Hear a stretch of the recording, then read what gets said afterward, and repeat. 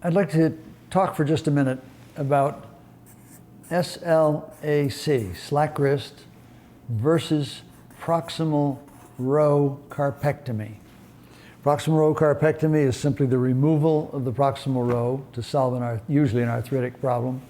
The slack wrist reconstruction, also called four-corner fusion, is excising the scaphoid and fusing the capitate, hamate, lunate, triquetrum to each other, which transfers all of the load to the lunate radius joint.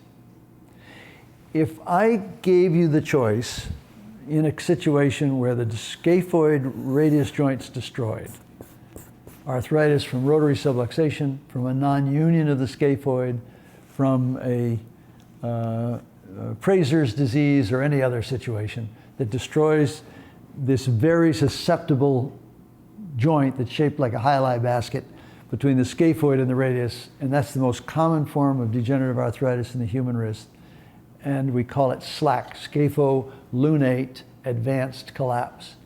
And what we devised, these wrists used to be fused, but this joint, because it's spherical bone in a spherical fossa, is always preserved. And we simply transfer all of the loads of the hand to this joint between the lunate and radius. Now, this is a big, broad, spherical bone that lasts no matter what's happening to the wrist. That joint is preserved just about every time in any kind of situation. So it's there to rebuild the wrist on in slack reconstruction. But it does entail the surgery of limited wrist fusion and 6 weeks in a cast to accomplish that.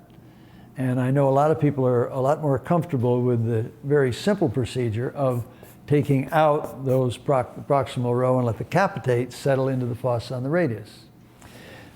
The problem comes that the capitate is shaped like an egg sitting in a soup bowl.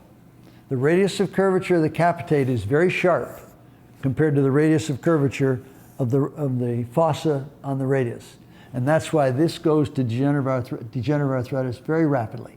This very sharp radius of curvature of the capitate destroys itself very quickly against the broad surface of the radial fossa for the lunate.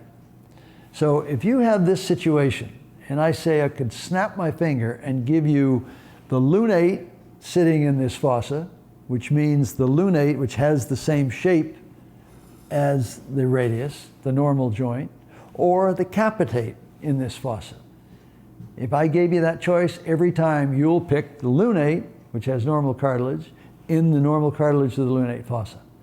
And yet proximal row carpectomy is done all the time and results in degenerative arthritis rapidly, and it's a real problem. And I know, I've read the studies, I know, and I've seen sheep farmers up in Montana that have had proximal row carpectomies and all kinds of issues like that.